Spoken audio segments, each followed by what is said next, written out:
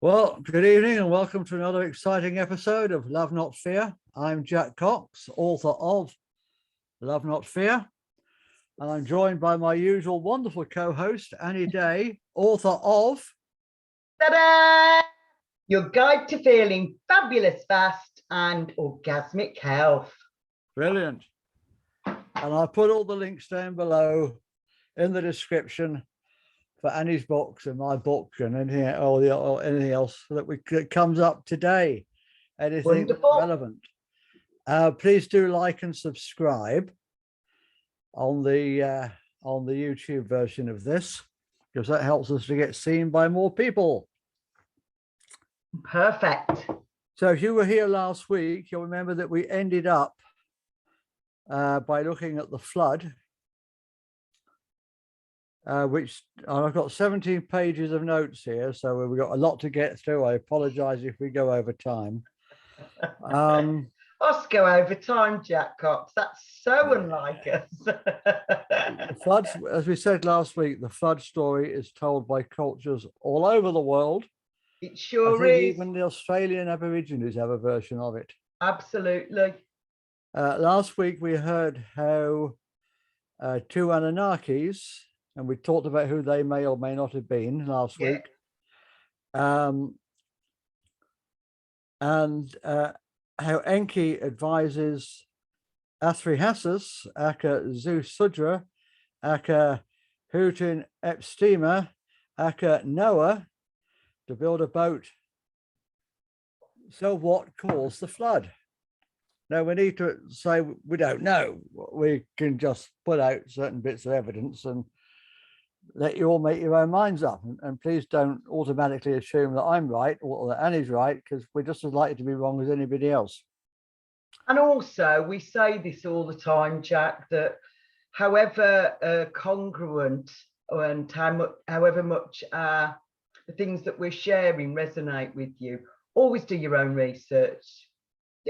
Just check it out, basically. Yeah. If it doesn't resonate with your own ideas, it doesn't feel good inside, then it's not the right answer for you. Yep. So let's start by looking at the Clovis impact theory, also known as the Younger Dryas Impact Hypothesis. Yep. All climate scientists agree, and they don't agree on much, that just as we were emerging from the last ice age, we were suddenly flung back into a much colder period of about 1400 years. But why? What happened? Ice core samples from both Antarctica and Greenland, so we're talking about the whole of the globe really, confirm that there were two events that actually happened. One 11,600 years ago, and one approximately 12,980 years ago. And the time between these two events is called the Younger Dryas. Yeah. There was a global cataclysm that was a total reset button for human civilization.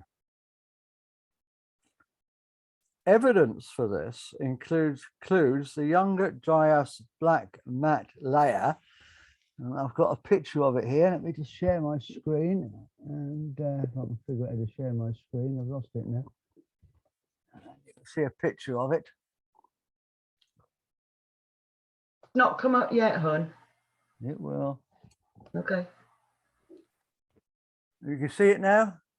No, it just says Jack Cocker start. Oh, I can now. Right, you can see this matte black layer. Yeah? Yep. At the end of the last ice age. Yep. And the mass extinction event that wiped out 75% of mammals in North America, including 120 large megafauna, and the sudden 100-meter rise in sea level that happened in a very short period, probably only 2 or 3 days, that happened at the end of the last ice age. Let me just stop sharing my screen for a minute.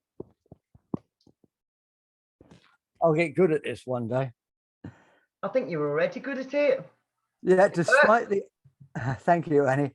Yeah, despite the overwhelming evidence taken from the most recent and technologically advanced scientific analysis ever taken on this subject, it's still not being taught in schools. It's still not printed in textbooks, and you still won't hear about it almost anywhere in mainstream science. And you've got to ask why that is and why they're not happy. I mean, you can talk about scientists being very conservative and needing a lot of evidence to make them change their minds, but we have a lot of evidence now, a huge amount of evidence. And also, sometimes it's that they're scared of being ridiculed or denigrated by their peer group or their colleagues, whatever we want to call them. I think there's also a very real fear of them losing their funding. Oh, absolutely. Yeah. When you've been given a grant, if the people who provided you with the grant don't like the outcomes of your study or research, they can pull the plug. But if I give you a gift, it's yours, whatever you choose to do with it. Yeah. So that's the sad bit about grants. Most of the top researchers are professors in universities, and they can lose their jobs overnight. Yeah. The evidence is overwhelming that there was a cosmic collision, a comet that exploded in the atmosphere over the Laurentide ice sheet, which was almost 3 kilometers thick and covered North America from the Canadian Arctic all the way to the modern US state of Missouri. Yeah. The explosion would have rained down huge comet fragments over a massive area. And evidence has been found all the way from Canada to Syria. Yeah, absolutely. You can imagine this comet coming in over the northwest Canada, shooting across the Atlantic, shooting into Europe and Asia, dropping fragments as it goes. Yeah. The cosmic impact would have caused a massive evaporation of a significant portion of the Laurentide ice sheet. Not all of it, but enough of it to cause a massive flooding. Yeah. As well as having a significant portion of this ice blasted into the atmosphere to come back down as rain in significant proportions all around the globe for days and weeks to come. Now, it doesn't offend me, that's the wrong word. It upsets me. It hurts my soul when people say, oh, the flood's just a Bible story and the Bible's full of BS, so we're not going to take any notice of it or look into it. The Bible, the flood is not just a Bible story. It's told all over the world, and there's hard evidence to prove it happened. In fact, one could say that the biblical version of the story is very, very superficial. Oh, absolutely. The Younger Dryas black matte boundary, which I've just shown you, has been sampled in dozens of locations across 3 continents around the world. The layer, or matte, covers the Clovis age landscape. Now, the Clovis people at one time, academia believed they were the oldest humans in the Americas. There's now been proved that they're not. Yeah. They've been evidence of humans in the Americas has been found going back 50, 60,000 years. Clovis was only 10, 12. Exactly. And tying in with what we were saying earlier about academics, it wasn't allowed for any academic who was receiving funding to dig lower than the Clovis layer because there's nothing there. And when allegedly, and then rebel scientists did, they found a lot. Anyway, the Clovis map covers the Clovis age landscape in which the last remnants of the terminal Pliocene megafauna are recorded. Yeah. Now, the Pleistocene megafauna are these huge, well, we'll talk about what they were later on, but there were these huge beasts that lived in North America and in Africa and in Europe. Yeah, yeah. Until this comet hit. And the Clovis people, by the way, are identified by their very characteristic stone weapons that they had. Yeah. The style of stone weapons. The extinction appears to have been catastrophic. Too sudden and extensive for either human predation or gradual climate change to have been the primary cause. Yeah. The reason we're saying that is some of the scientists say that the megafauna went extinct because of overhunting by the Clovis people. Yeah. Absolutely. Absolutely. Yeah.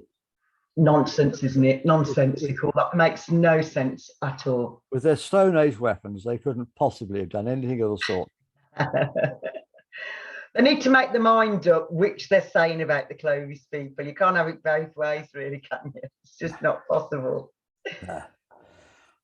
They show that the Matte Black area shows that more than 50 million square kilometers, almost a third of the Earth's landmass, was literally covered in 2 to 3 inches of nano diamonds, melt glass, radium, extraterrestrial helium, and these things only result from nuclear blasts or cosmic collisions. They're not naturally found on Earth. Absolutely. That blows that theory out the water, doesn't it, really? So, okay, that theory is out of the water. So what caused the mass extinction? Excuse me, I've still got a little bit of a cough, but I'm a lot better than I was last week, and I apologize for last week. I coughed and sputtered all through that, didn't I? What caused the mass extinction? The current explanation by mainstream science is that the Clovis people must have caused it. That a bunch of primitive hunters and gatherers overkilled and overhunted, and that's why there was this mass die-off. It's a crazy theory. It's a weak theory. It's just nonsensical, isn't it? It makes no sense whatsoever. But there's so much evidence that contradicts that. Absolutely. Go for it, Jack. There's been mass mortality sites of woolly mammoths. They've found fields of more than 1,000 woolly mammoths. Yeah. Many of which had broken legs. Yeah.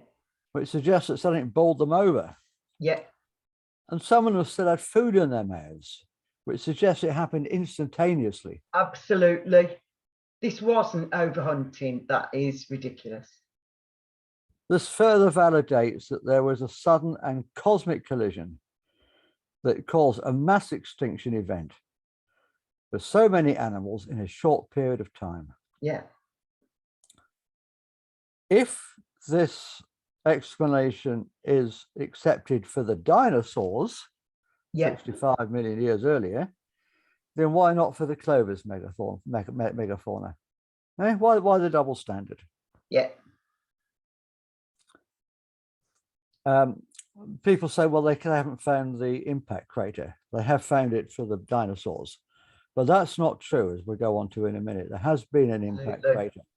But don't forget, this comet exploded in the atmosphere. Yeah. So there's going to be multiple smaller craters. There's not going to be just absolutely.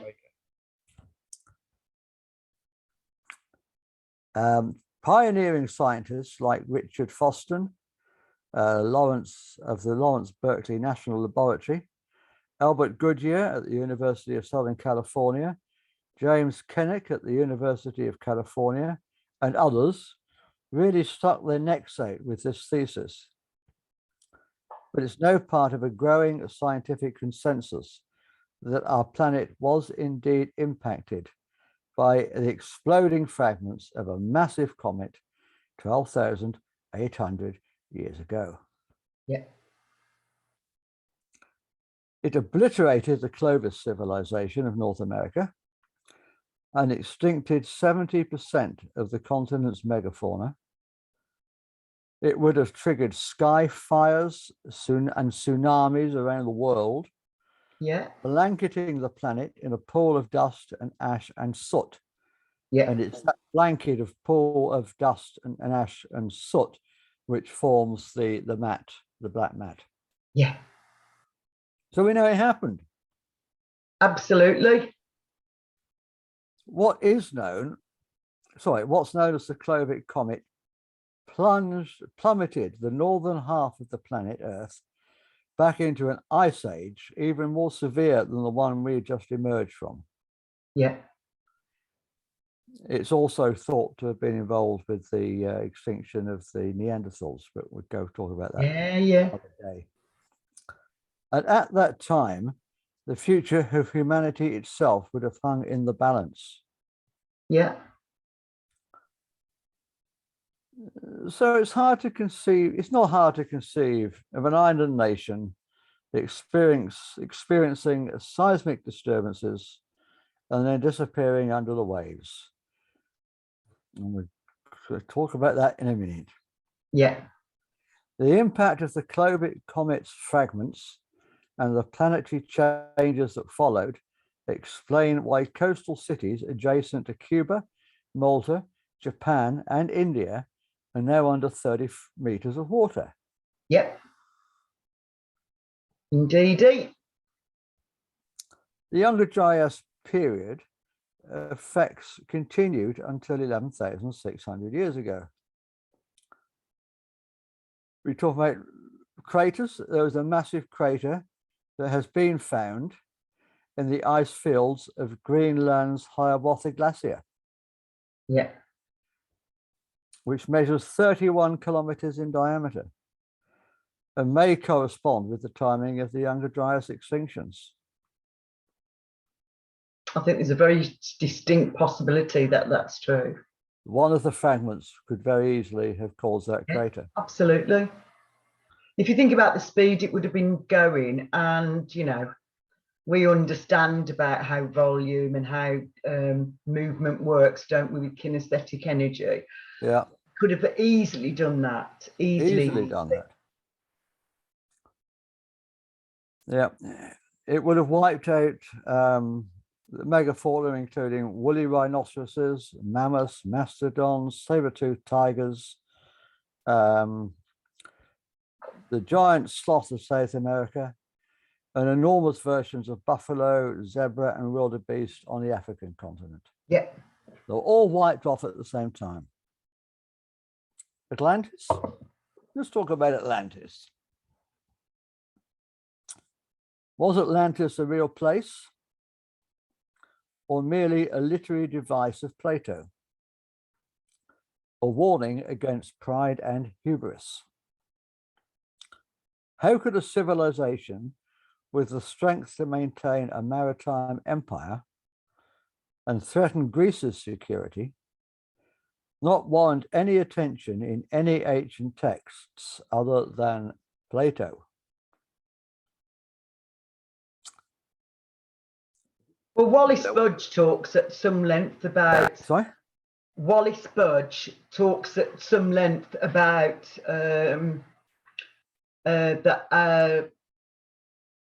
the Syrians have a parental aspect to the earth and always have done.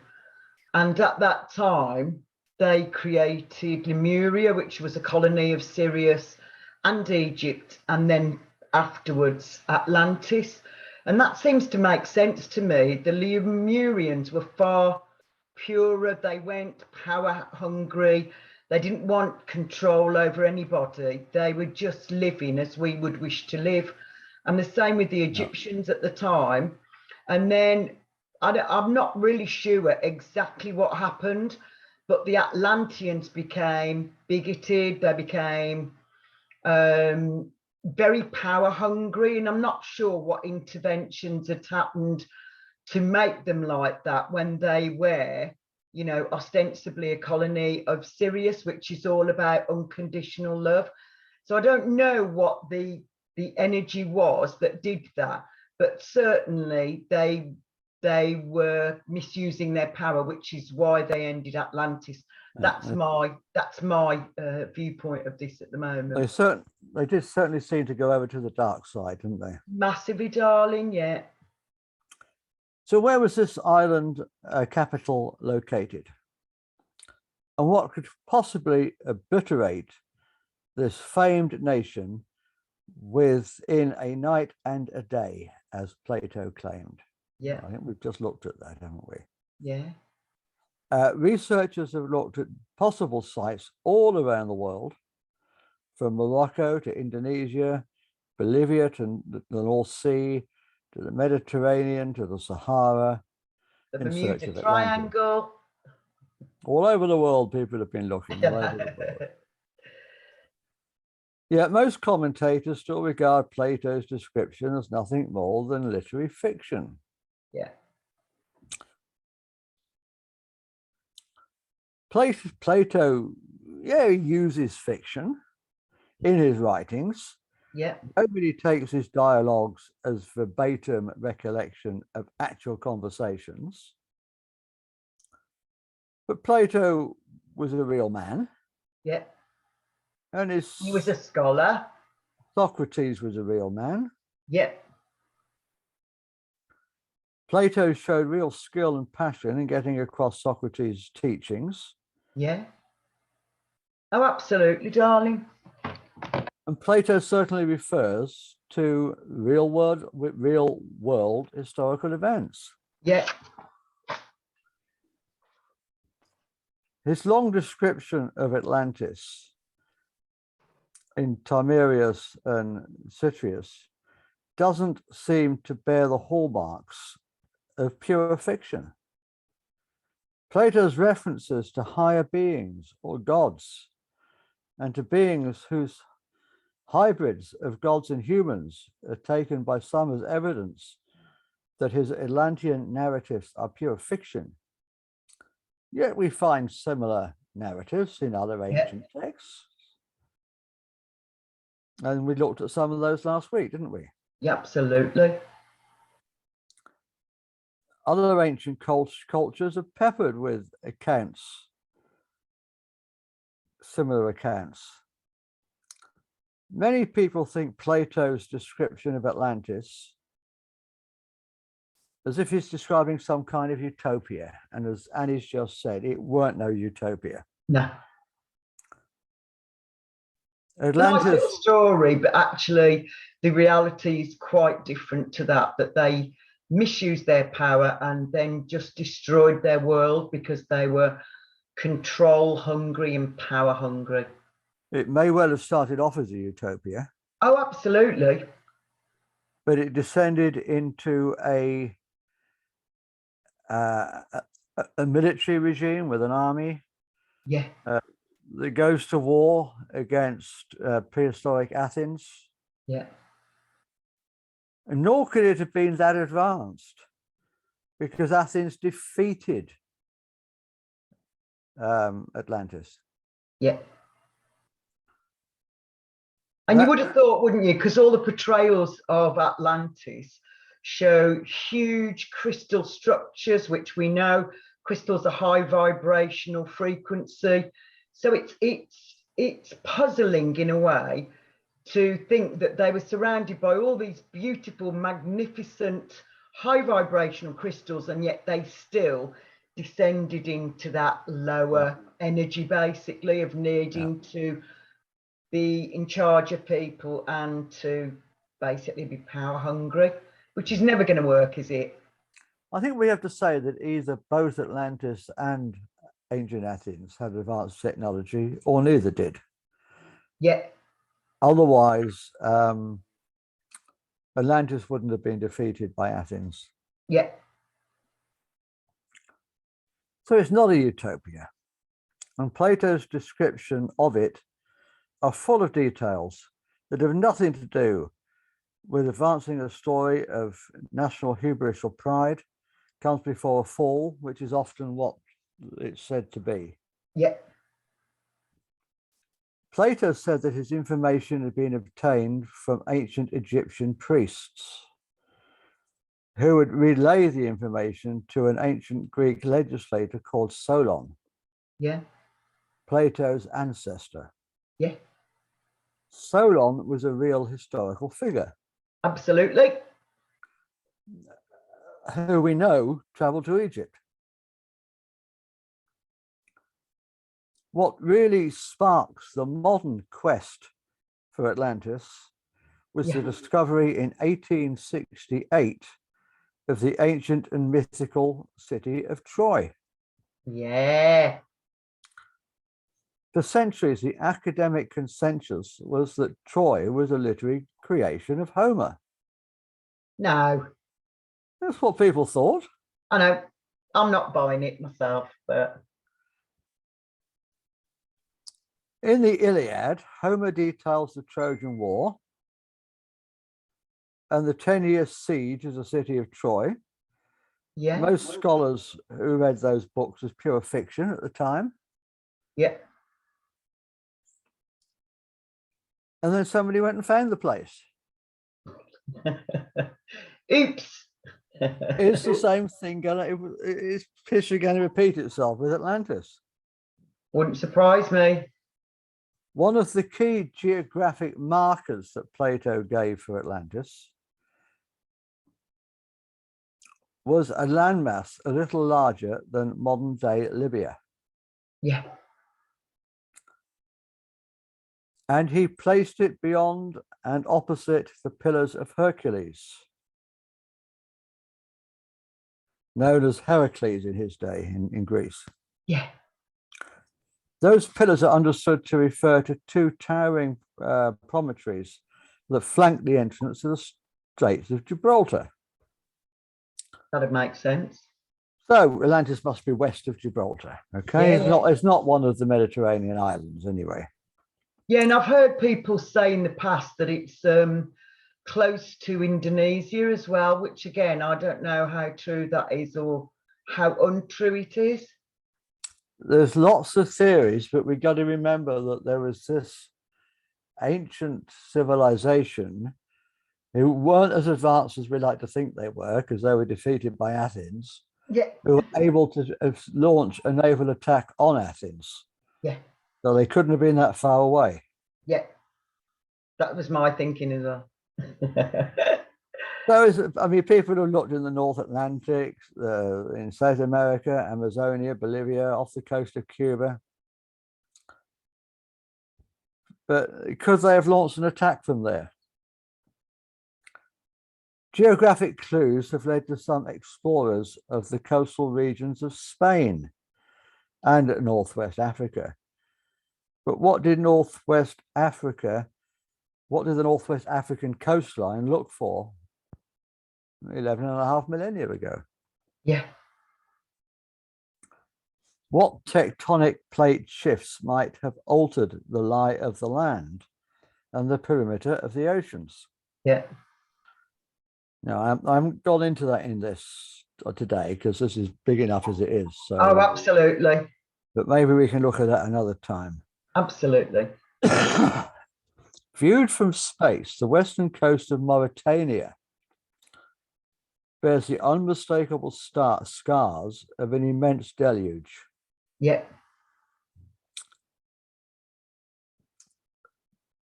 A wash of sand and silt has immersed a huge section of the lands, spanning from the North Atlantic to the interior of what is now the Sahara Desert. Yeah. It's now well above sea level, but could it have been underwater at one time? Possibly. Indeed, the desert floor is covered with remains of marine animals. Yeah.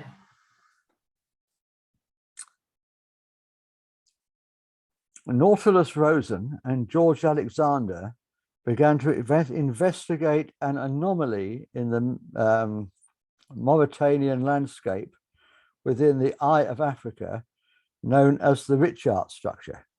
Yeah. You heard of that? Yeah. It consists of concentric ridges of land, concentric circles, Yeah.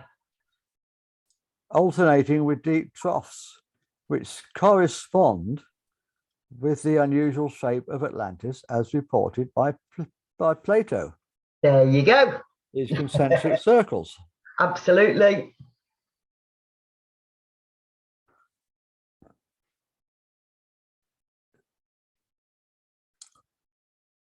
Hang on.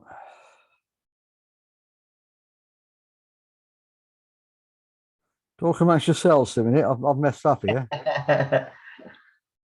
All you need is love. Da, da, da, Da-da-da-da-da. We've got to slide it in there somewhere, Jack, hadn't we? Right.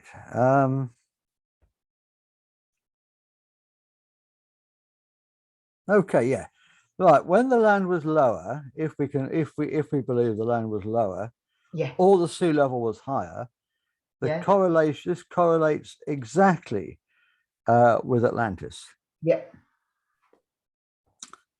Other clues in Plato's text find correlations here. The white, red, and black stones, springs of salt water and one of fresh water. The preponderance of elephant remains, mountains, rivers, and a plateau to the north all match Plato's description. Yeah. The scale of the Richat structure also roughly corresponds with the measurements Plato gave for the Atlantean capital. Yeah. They show that the outer ring is exact. The outer ring is exactly the same diameter, 23.5 kilometers, which exactly matches the 127 stadia of Plato's texts. Although this doesn't take into account the full extent of the structure, Yeah. which appears to have been up 35 to 50 kilometers in diameter. The structure is ringed by mountains on the north side. The is landlocked by morass of sand and silt, just as Plato described, and a passageway. There's evidence of a passageway to the ocean. Yeah. Which again is very congruent with what everybody's talked about, isn't it, really? That would make sense, wouldn't it? So far, it all seems to fit. Yeah, absolutely. But the orientation is wrong. The orientation is not north to south, as Plato said, but south to west. Yeah. And where are the remains of the street systems and megalithic structures? Where is the evidence that an advanced civilization ever called this home? You think, even if it had been underwater for a long, long time, you think there'd be some evidence, some ruins, you know? But then maybe it's still under the water. Under the coastal waters of Cuba, Malta, and the Gulf remain cities that are still there. Streets, steps, buildings, temples. Absolutely. All present and visible, even after 10,000 years under the sea. Wouldn't something similar be in the Richat structure, even if it had been eroded and flattened? However, here we go. there is one very compelling piece of evidence, and I'm going to show it to you now. Go for it.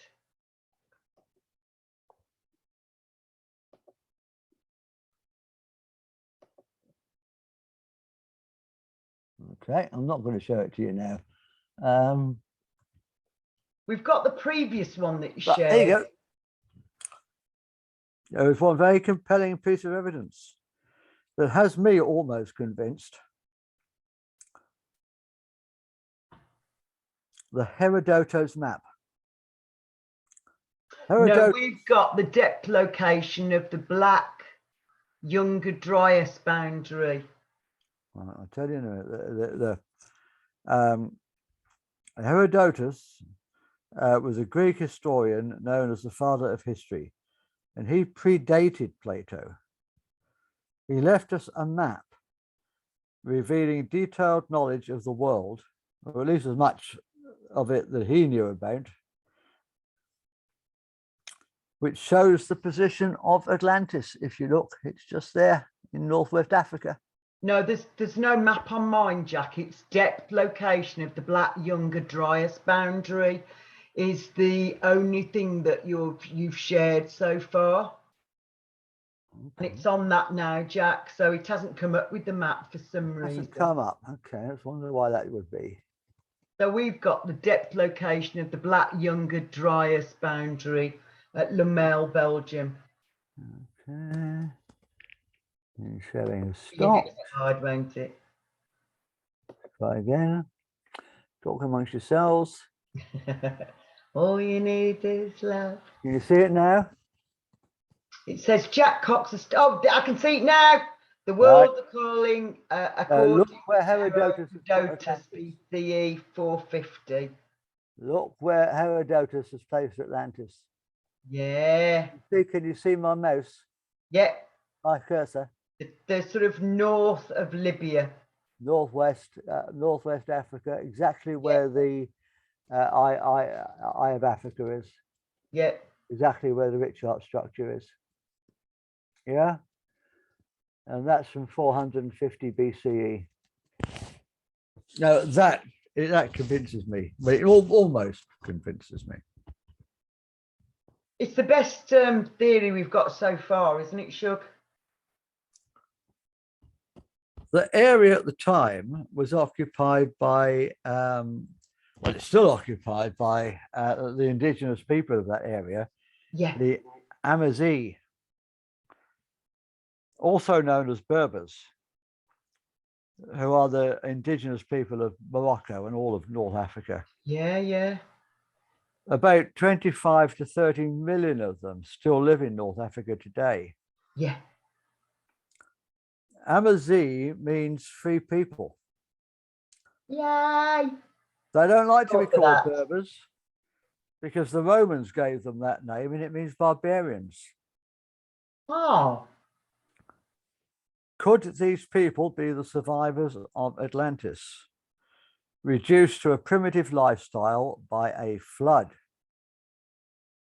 Possibly, potentially. According to Plato, the first king of Atlantis was called Atlas, not the same as the Titan. Lots of different people called Atlas. It's a different Atlas. And he gave his names to the Atlas Mountains. Yeah. Which are there? Atlantis, Atlas. Yeah. Does it sound familiar? It does. There's a bit of a clue, isn't there? So might the Richat structure correspond with Plato's Atlantis? Or does its orientation and lack of any ruins rule it out? Let's see if I can stop sharing now. You can see my ugly face again, you lucky people. I can see you already. Hello.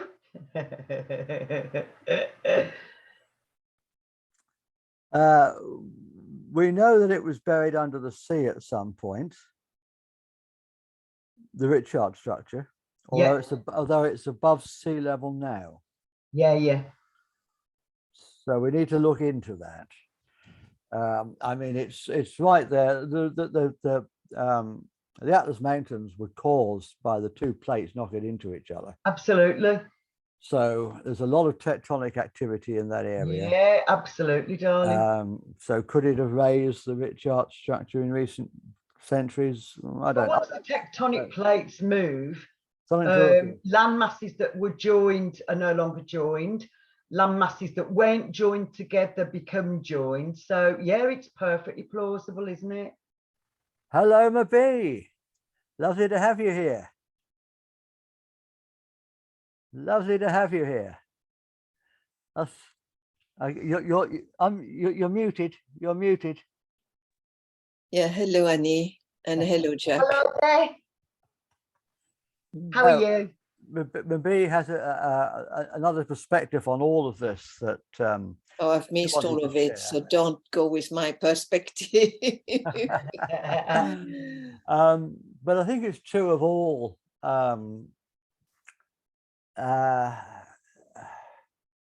ancient tales, of all mythology, that it has an outer world and an inner world aspect. Definitely. Yeah, And I agree with that. Do you want to say a little bit about the inner world aspects of the flood, maybe? Well, if we look at it on a trauma level, the collective trauma, which is manifesting right now. Absolutely. How wars have overwhelmed humanity. But in fact, we, in our individual lives, we have so many little traumas added from childhood, from losses, little losses, which become big losses, from a child witnessing the death of a bird, or a child walking on an ant, like my son witnessed another child crushing ants, and that shocked him. So it starts with little losses, but then we become overwhelmed. Yeah. So water, the waters in the Bibles are really I haven't had the time to listen to your previous video, so I'm really sorry. But the waters have a cleansing process, so has fire. And purifying, isn't it? A total purification process, like in the alchemy. The alchemy, water is one of the alchemical process, but it's an internal process. So when we take on too much in life, like we go beyond what we can cope or we can hold in our own sacred vessel, our body, emotional, physical, mental, spiritual, because we may have the knowledge intellectually, but we haven't yet lived it. Yeah. So I would say overwhelming can feel like the waters invading. Another thing is not knowing how to set our boundaries. Yeah. And that's very much a cultural process. We are witnessing that at the moment. Well, I won't go into the weather because that's another thing. But today, just to mention, we are mentioning about the waters flooding, where today in the heavens, as I went shopping, I had two energies, very powerful energies. One was a very beautiful blue sky with some white clouds, and in absolute juxtaposition, close, was black, brown, gray clouds, and two wells side by side. Yeah. So it's an invitation. That's what I was gifted, an invitation to see two wells touching. So when you speak about the floods, the purification, we are right in that right now, globally. So in France, we've had 13 weeks of drought, of heat, up to 42 degrees every day.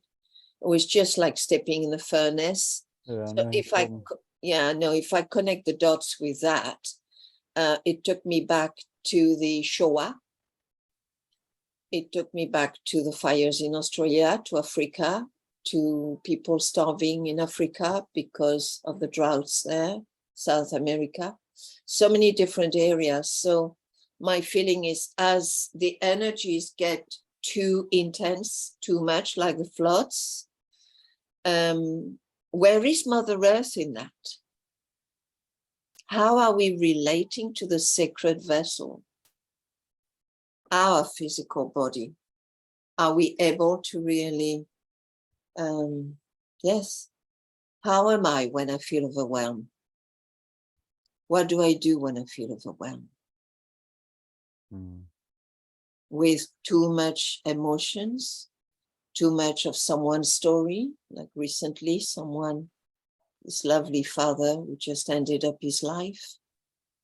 So what do you do with that? Do we go at the moment? We're being asked to stay in what I call the portal of the heart. Yeah. And send absolute compassion. Yeah. Or do I go with weaving stories? So back to the floods. Does that make sense? It Makes does a lot of sense indeed. to me, yeah. Because so many of us are trapped in weaving stories, and then we go into projecting like, oh, but the wife was so nasty, and etc., etc. I said, if we go back to trauma from the lineage, cultural trauma, war traumas, invasion, colonialization, enslavement. Yeah. I live in France. France was, so many of our harbors were ports where slaves transited. So most of the regions of the French were sat on the transiting passage of those people, were uprooted, taken from their land, taken from their cultures. And then they went into overwhelming because they didn't know when they landed, they were sold. So it's overwhelming, has so many different layers. So the floods for me, you know, if we go back to Noah and that beautiful, you know, he had to build with his hands that boat, and he had to put two of each species. It's interesting because with the drought here, one of the young farmers, not thinking because of the heat, he put beehives. But because of the drought, the heat was so intense.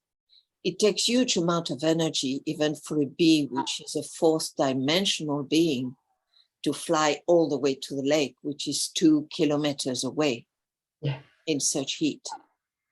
So I ended up putting huge amount of water. And now I was asked to put some, I didn't put sugar. I know that the farmers will take the honey and then replace it with sugar in the winter. But what I did, because I had some pots of jam from the old times, I ended up opening pots of jams and putting it out.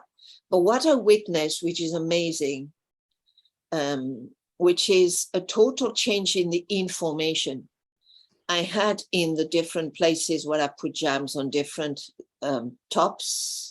The bees, I mean, it was covered in thousands of bees, but I had hornets, and I had the very toxic hornets, the ones which are supposed to be killing the bees, where they're all working side by side to survive. Oh, that's a lovely story. And I just felt that was such a transformation as we stand on the edge of the fourth dimension and welcoming the fifth dimension. There is no more fighting, killing. We can just survive, support each other, rather than get overwhelmed with what's rolling out, like maybe the storm and maybe 40 days or 40 months of drought or no food. So how are we going to be with each other? Loving. And go back to the communities that we used to have years ago. And support each other with our allotments, with growing food, with giving support to each other with things that we excel at. I'm certain that that's the way forward for all of us to share. Definitely, and share of the gifts, because each one of us were a fractal of the divine. Of the divine. Exactly. So each one of us were unique. So there is no comparison. There is no need to say, oh, you're better than I am, or he's so much better. No. We've just got different skills. Yes. And each one is unique. Yeah. Each one is a sacred piece of that amazing web of life. Yeah, definitely. And I love that. So that's what I wanted to share. I'm sorry I've missed all of it. No, not at all. No. If we can move beyond the illusion of separateness, yes, then why wouldn't we help one another if we're all the same being, ultimately? Different aspects, different points of focus within the same being. Absolutely. Yeah, definitely, Jack. I can't see why we wouldn't help each other, why we would We would if you have still got the ego and trauma. If you're still coming from that place where trauma is there, then you will come and hook into the story, hook into seeing something like, oh, it's being done to me. So we're back to the victim, perpetrator, rescuer syndrome. But if we move away from that and start trusting that everything is perfect in the divine plan right now. Yeah. Then, all in divine and perfect order. Yeah. And then my feeling is, yes, maybe it's 12 or 13 weeks of drought. Maybe it's going to be flooding like what happened in Canada. However, we still have to stand absolutely aligned and calm and trust at the deepest place. It's like, yes, we need to go within. So rather than watching the floods and the chaos of what's going to unfold, and it is already unfolding, but it's going to get a little bit worse in October, November. It's like a bad loser. Some people are very joyful when they lose at a game, and some are very angry and will break and destroy everything, especially psychopaths. So we might witness that. So if we can go within deeper, then we won't feel overwhelmed. Yeah. Whatever comes our way, maybe the waters of many, many people who are dying. I had a dream a long time ago, about over 20 years. I was sitting on the edge on a stone, and I was weeping and witnessing 2 rows of people living Mother Earth in 2 different dimensions. And this is what's happening right now. Absolutely. Exactly. And it really matters not to feel overwhelmed. It matters to feel the sadness. Yeah. Because this is our human family. Yeah. It matters as well to trust that there is a much greater divine plan unfolding as we move into that 4th and 5th dimension. Yeah. I think it's important to see the bigger picture, isn't it? Yes. Not to get stuck in the fear of death. No. For ourselves or for others, because it's all part of a continuous cycle. It is a cycle, either reincarnating within a physical body or a different form, animal, whatever, or if we finish working onto a different timeline, different place. Yeah. And that's bringing it a whole new approach, but it is going to take time. I mean, time is not a notion I wish to use, but we need to be patient with each other because these are programs. We have been programs for thousands of years. Oh, without doubt. Yeah. Absolutely. And therefore, fear has been ingrained in us. So when we lose a loved one, we miss them physically. But my sense is, as we evolve and we expand and we create more spaciousness, all our loved ones are here within this portal of energy. Yeah. I speak for myself. I can only speak for myself right now. But if we can allow that, then all the wisdom of the past lineages and culturally, even in the darkest of hours, like the enslavement programs that took place, the colonialization, everything that's been going on. I'm speaking of my country now. And because this is my country, I am part of that. I have to respond. And am I able to respond through my physical body? So I allow the changes. Yeah. Does that speak? I mean, I might be off what your topic was of today, but we're back to the overwhelming, because if I don't, then I'm going to feel the guilt, but there is no guilt. It was part of an evolutionary journey. Yeah. Absolutely, yeah, absolutely. There is no guilt. There's no guilt to be had. And in a way, if I don't attach to any of the stories, including the one of the flood, then we are staying with that divine spark that we are. Yeah, we're here to experience, I think, on this level, and that includes experiencing the flood on a physical level. But there's another layer to it, and you've done a very, very good job tonight of explaining that deeper level. I don't know, but for me, we have been collectively flooded with grief, with loss, with nervous system disorders, with neurons disorder, because the right and the left brain, if there is a right and left brain, we don't know. That's part of the science. Yes, we have been flooded with so much. Lately, we've been flooded on media with fake and true information. But the beautiful thing is we no longer know what is true, what is fake.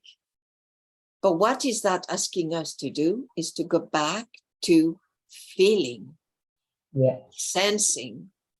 How do I really feel about that? In my body, like this weather modifications, that doesn't feel real. Why am I saying that? Because when the wind comes, that's not speaking. It's not telling me I am the wind. But what I'm doing with that movement in the trees, I'm saying, I see that.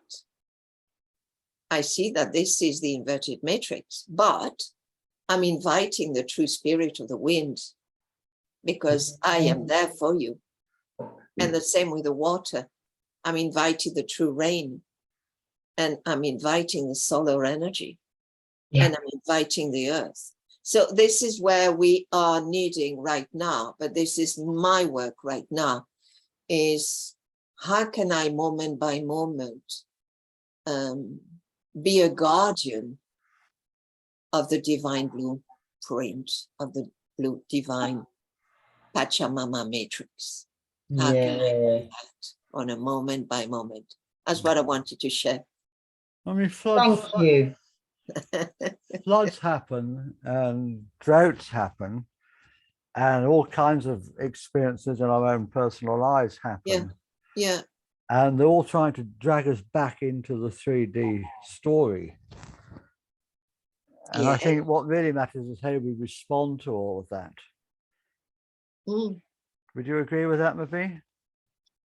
Well, the thing is they're trying to hook us back into the 3D stories, because that is how they get our energies. Through our anger, through our grief, through our sadness. The greatest sadness for most women is because we bear the babies. It's through our hearts and our wombs. So they're trying to hook us back into projecting, into separating, into divide to conquer. But if we can see through the illusions, we can say this is only a theatrical play. And I have a choice. And we can just observe and not take it within us. Exactly. Just be the observer. So you can observe it.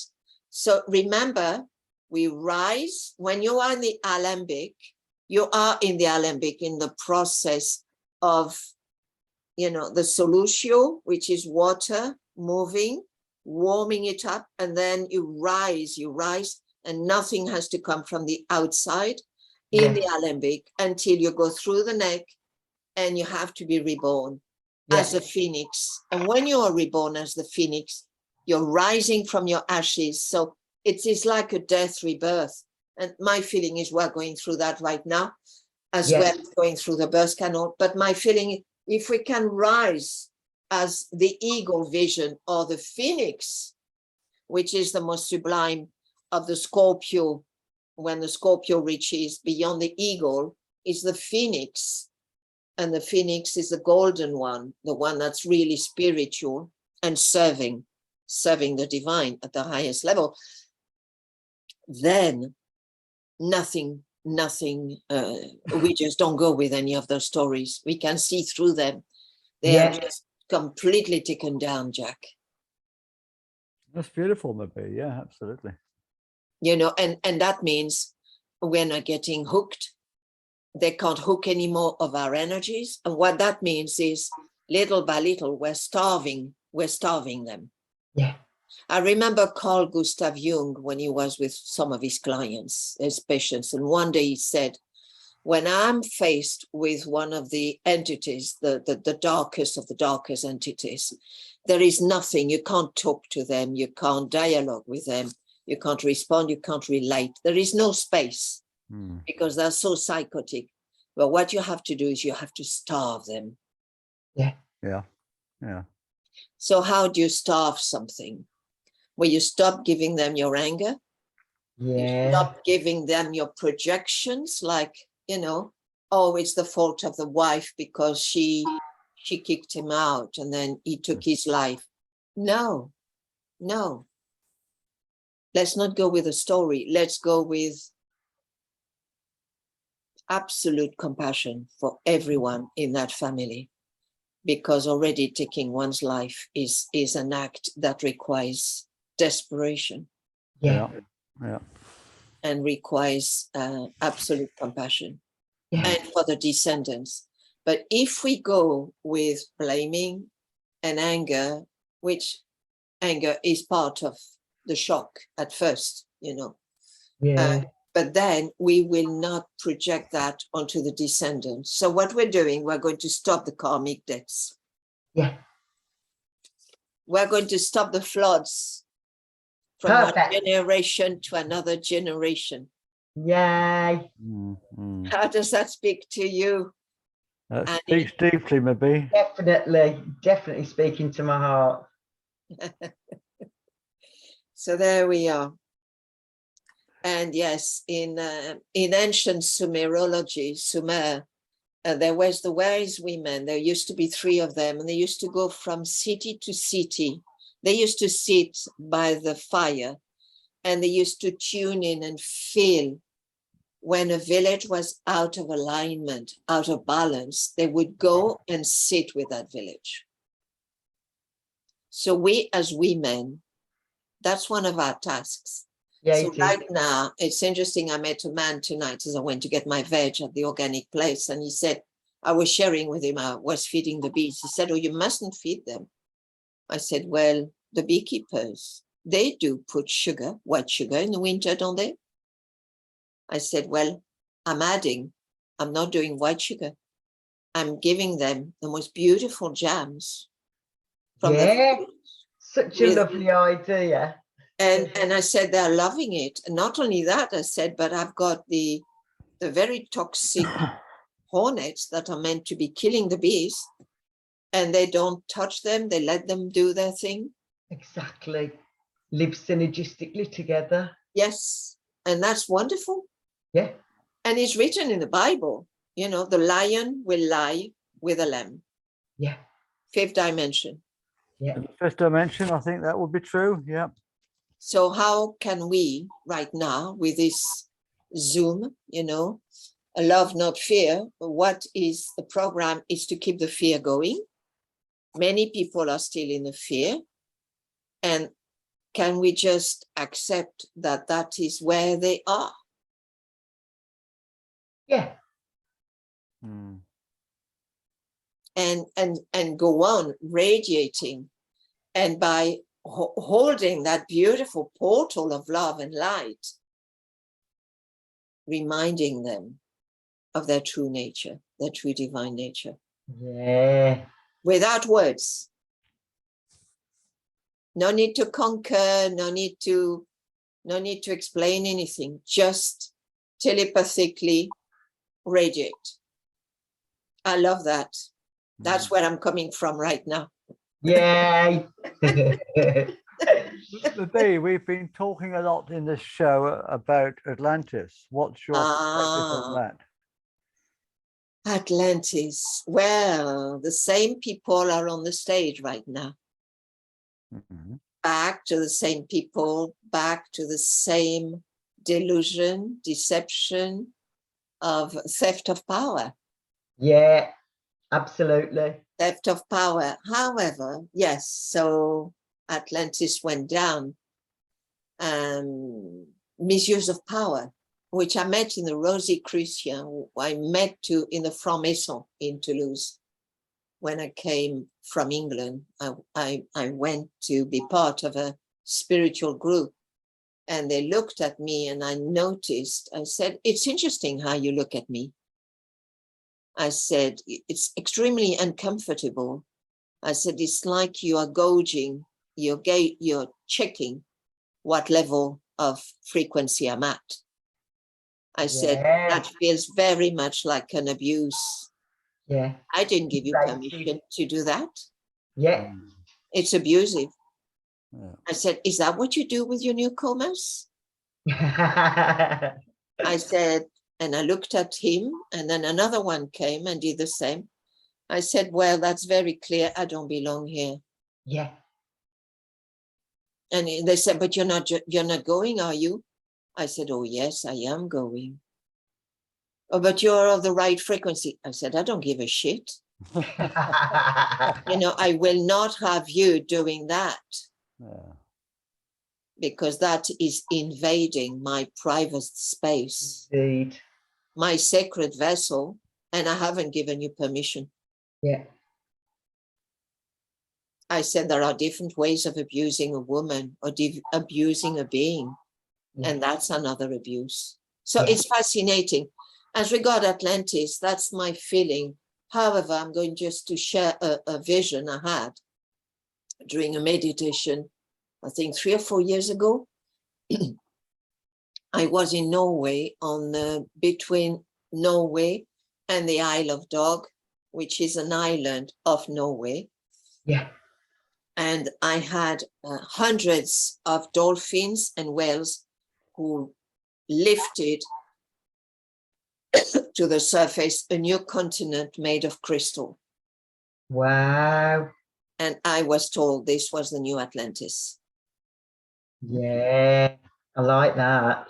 So that's twice I had this vision, and the second time it stayed. The first time it went back down, and the second time it stayed, and there was a shaft of the most beautiful light, and it was a new city. Wow. So if my feeling is the above and the below are really working together. The inner earth is working with the below, the great seas. And my sense is with Atlantis, like with Lemuria, we went exactly at the same place we're at now. So it's a déjà vu. Mm. It's a revisiting at a much more, we are at the end of the Kali Yuga, the Yuga of the darkness, and we're moving into the Satya Yuga. So there is no way we're not going to be doing it. We are going to be doing it. Yay. We definitely are moving through that portal. They know it.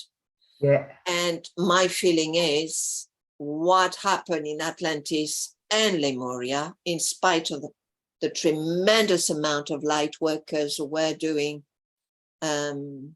tremendous work then, because I have friends who have been in Lemuria, and I have been there too. I've been in Atlantis too. It's, again, illusions, deception, theft of power. Yeah, that's the big one, isn't it? It's a huge one, and deviation. Yeah. Misuse of power. It's a big one. And the misuse of power is a very subtle one, because there is white magic and there is the dark magic. Yeah. And it's a fine line, it's a razor blade. If you remember Hitler, he was an initiate. He's a 3rd degree initiate in the Alice Bailey. Yes, he was a 3.5 degree initiate. Most of us are not even on the first initiation. very few people. Jesus was 4th, 5th degree initiate. Buddha is 5th, 6th degree initiate, which means being able to rise, resurrect from matter and rise, transcend, levitate, heal, all that. That's 4th and 5th degree initiate. First initiation is mastery of the emotional body and the physical body, not being hooked into the instinctual nature, but mastering it. So the ego is part of that. So I've strayed from what I was saying, but it doesn't matter. Yes, so Hitler was an initiate working for the light to start with, and then he got overshadowed with some dark lords, and he had some very dark influences around him, and he went with the dark. And he had a very, very, very traumatic childhood relationship with his mother. So if we look back to that, then we see how easy it is to get overwhelmed. Yeah. And go with the dark. Yeah. Okay, which we've all, I mean, speaking for me, I have, I've not been always the being that I am now, and it's asking everything I have to hold the alignment. Yeah. It's a work of every second. Sorry, Jack? I think we've all been there, maybe. Yes, but the beautiful thing is, can we be compassionate for those parts of us? Because we've needed to experience and explore that in order to be compassionate for other people. Yeah, yeah. If we are not, and we are in denial that we have that capacity even to do harm, then we will not hold compassion. And right now, what's being asked of us in these times of flooding, it is a mega flood right now. Collectively, we're being flooded with trauma. It's a different level, Annie.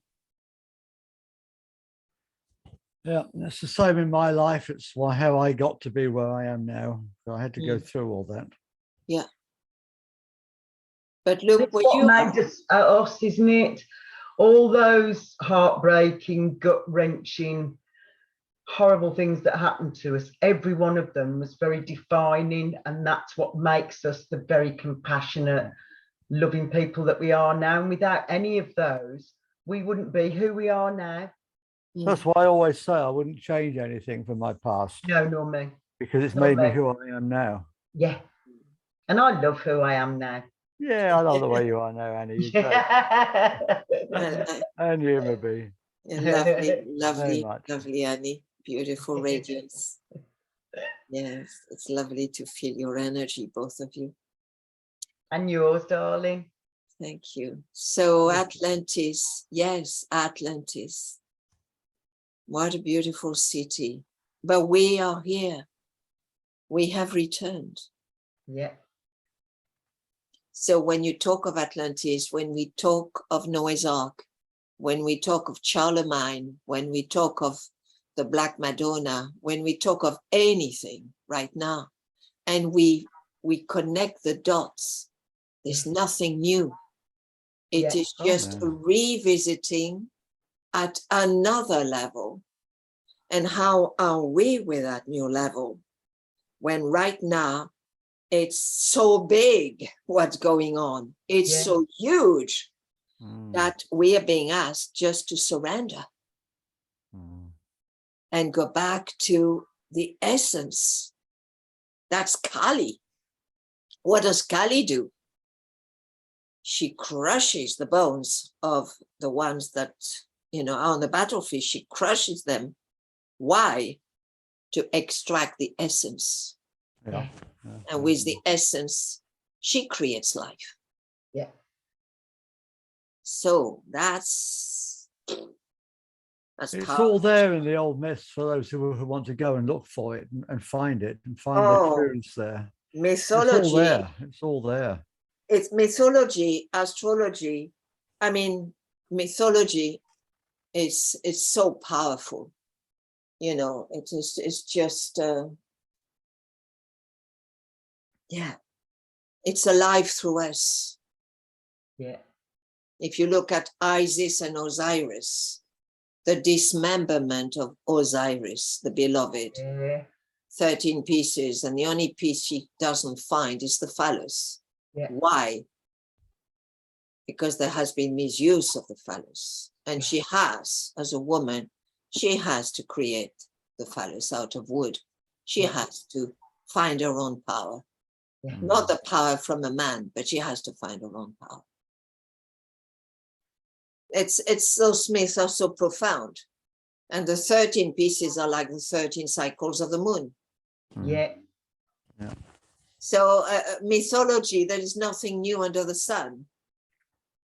Absolutely. Yep. Right. Well, we've gone a bit over time. Oh dear, Jack. Jack Thank you. Cox, that's so unlike us. Thank you very much for coming on, Mabee. Really made the show tonight. Yeah, Well, thank I you mean, so I didn't. So I'm glad that sorry. you were able to come. Well, I left the story at 7:30. I wanted to give homage to Shonali because she's not been well and she's a storyteller. And she was telling us she's lost the vision from one eye. So, yes. So anyway, it's cataract, and she mentioned it's quite an easy operation. Yeah. So we'll see. We'll see. Do you want, before we close, Mabee, do you want to say just a little bit about this shamanic workshop that you're doing? I'm not doing any shamanic workshop, Jack, at all. You're not? Okay. No, I used to run shamanic workshops from my home and take the people in the wild nature for a week. Juliet posted something about it a couple of weeks ago. Yeah, she's trying to promote my work. She didn't check it with me. Oh, okay. But right now, I have not put any dates on my website because September is going to be a little bit booked for me. I have an appointment in September I need to hold. The end of September and October, I know that I have to be extremely present with what's happening globally.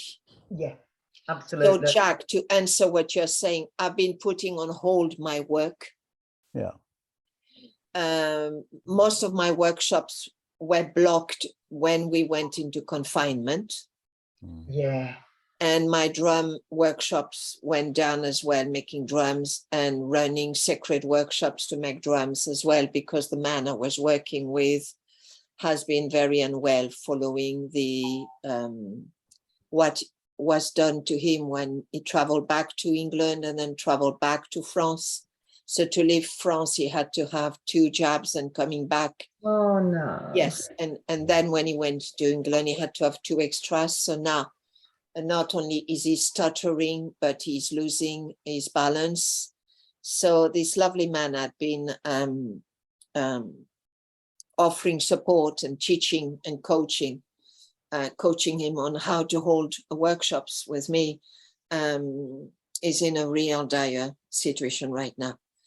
So that's another piece of the puzzle, and it's asking of me something else, Jack. You know. Yeah. So it's life is bringing something different for me to hold. And I'm holding a tremendous transition here. You have to remember France is under the 3rd ray energy, which is I am the divine mother, I am the child. So it's the divine Sophia, it's the Shekinah. So that's what I've been holding for the last 35 years since coming back in France. I wasn't going to be asked to hold that in England, although I thought I would. I was sent back to France. So that's what I'm doing right now. And after that, I know I will have to walk in sacred places. And I think I will start doing that in September. Okay. Well, I'll be interested to hear more about that. And then my feeling is then I will do different workshops and teach differently from a very different place. Yeah. Which will be a direct transmission with the people who will be ready to have that transmission. Wonderful. That's such good news from my heart. Thank you. Does Yeah, that perhaps answer you'll your come- question? You're always welcome to come back on here and tell us about whatever you're doing. You know that. Thank you, Jack. And thank you for what you're doing. And that's the lovely color on you. The brown, yes, Thank you. brown. And yeah. So I can see you've been to Glastonbury and you got yourself some new clothes. Yeah. Yeah, I didn't actually get this in Glastonbury, but I could have done, couldn't I? Well, maybe not, but at least it's got color Hmm. and it's, you know, and Geometry. Yeah. yes, and it's got an Indian feel to it. So, Native American, isn't it? Definitely. yeah. I like it. I like it. It's a bit of colour for the show, anyway. It is. Yeah. And And I took love on your, board I what love you your, said about my jackets. You see. yeah, and I love your scarf, and it suits you and your hair. Oh, thank you. Thank you Okay, so my much. dearest. So there we are. I'm going to mute myself, and 1,000 blessings. 1,000 blessings you, to darling. Libby. Yeah, Thank you for so all much those for who coming were in on. Atlantis, for all those who are back from the Atlantean time and who are right now offering their light, their alignment, and walking on that very sharp razor blade line. Mm. May they be blessed, each one of them. And may we be blessed. Blessed be, maybe. Yes, blessed be. So next week, I don't know what we're going to do next week. We're going to talk more about the same. I want to talk about starseeds. You want to talk about star seeds? All right, we're I talking about do. star I seeds. do. I've Oh, got well. so much luscious stuff on starseed. Well, Right. meet Brigitte, maybe. One starseed. Star seeds next week. Let's So see. anybody who's watching this on YouTube, please like and share and subscribe. And we'll see you all next week to talk about star seeds.